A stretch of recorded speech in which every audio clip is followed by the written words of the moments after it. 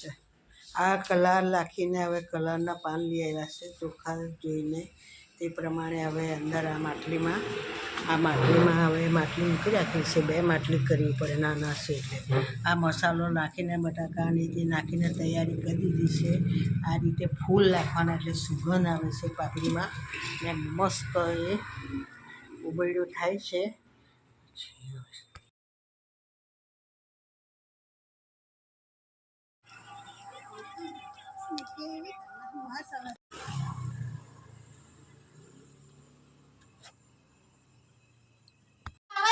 Mummy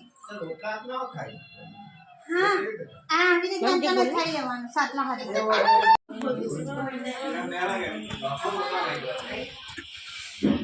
આ ઉબળ્યું પડી ગયું છે, થઈ ગયું છે તૈયાર, બરાબર બની ગયું છે, બફાઈ ગયું છે અને લઈ આવ્યા છે. હવે એ લોકો ચટણી વાટે છે અને છાશ સાથે ખાવાના છે. આવજો તમે પણ ઉબળ્યું ખાવા માટે આવજો. અઠવાડિયામાં એકવાર બનાવે છે.